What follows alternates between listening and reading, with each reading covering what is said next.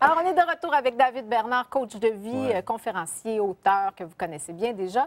Et j'ai tellement aimé l'entrevue d'Éric Emmanuel Schmitt.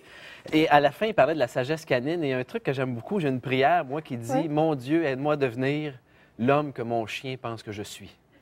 C'est donc bien beau! Non, mais si tout le monde qui a des chiens se répétait ça à tous les jours, je pense que ça ferait de nous de meilleures personnes. Là, on est en train de transférer le sujet de l'émission qui était les bonheurs en question au bonheur animal. Oui, c'est ça. Ah, ça pourrait être probablement une bonne idée un jour. Oui, sûrement. On l'a dit en même temps. Oui, mais c'est une chance qu'on dise quelque chose en même temps, parce qu'au début, moi, je me suis ouvert la bouche comme une carte, mais il n'y a rien qui est sorti. T'as embarqué sur Éric Emmanuel Schmitt. Alors, les questions, David. Oui, je suis là pour parler aujourd'hui de questions, parce que le bonheur en question, bien évidemment, moi, mon expertise est en PNL. PNL, un acronyme pour programmation neurolinguistique, pour ceux qui l'ignoraient. Et la PNL, évidemment, est l'étude du cerveau et de ses mécanismes. Donc, grosso modo, comment le cerveau fonctionne et comment rebrancher certains petits fils, comment débrancher d'autres pour faire en sorte qu'au quotidien, tu vas être plus heureux, plus libre, dans un état de joie, d'exaltation, de quiétude, de bonheur, enfin, peu importe ce que représente le bonheur et le succès pour toi.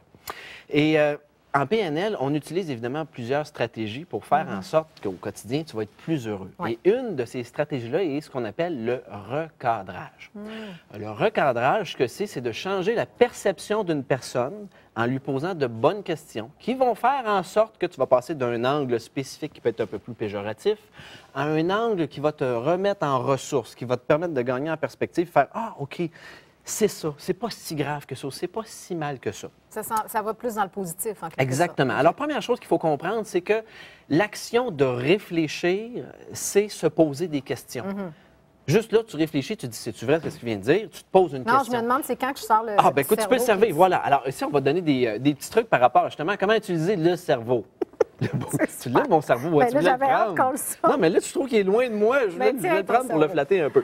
Alors donc, pour le mettre de manière très générale, il existe deux grandes catégories de questions. Les questions négatives, dites également ordurières ou encore rhétoriques, et les autres, je vais y venir. Alors, première catégorie, les questions rhétoriques, ce sont bien souvent ce qu'on appelle des affirmations déguisées.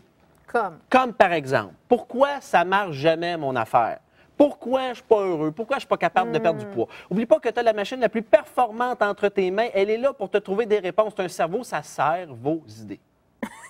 Ah, c'est extraordinaire. Voilà, c'est extraordinaire. On va écrire ça. Alors, donc, tout ça pour dire que tu peux te poser des questions qui sont dites ordurières et rhétoriques, ou encore des questions qu'on appelle dynamisantes, qui vont littéralement révolutionner ta manière de percevoir les choses. Alors, je vous en donne quelques-unes comme ça. Pourquoi je ne perds jamais de poids ou je ne réussis pas à perdre du poids si on la transfère de l'autre côté? Comment puis-je faire pour perdre du poids et avoir du plaisir dans le processus? En plus. Une qui est extraordinaire, que j'adore beaucoup. Prenez des notes à la maison, on a un petit calepin. Qu'est-ce que la vie tente de m'enseigner en ce moment? Plutôt que pourquoi ça m'arrive, la vie me punit, je ne suis pas chanceux. Qu'est-ce que la vie tente de m'enseigner en ce moment? Un autre, comment puis-je avoir plus de plaisir maintenant? Bon, là, si vous êtes au travail, la stimulation personnelle est exclue ici, OK? Vous n'allez pas se poser. Franchement, David! Non, mais là, quand même, au travail, tu ne fais pas ça. Bon, alors, une autre comme ça, de quoi suis-je fier en ce moment? Qu'est-ce qui me rend fier dans ma vie en ce moment? Pourquoi ai-je de la gratitude? Et puis, finalement, ben, une qui est extraordinaire, qui m'aime, qui est-ce que j'aime? Et si tu portes ton attention là-dessus, littéralement, Sam Keen, un grand psychologue, disait ce qui va façonner notre vie, ce sont les questions que l'on se pose, celles que l'on refuse de se poser et celles que l'on oublie de se poser. Ah, j'adore ça. Posez-vous les bonnes questions. Merci, David Bernard.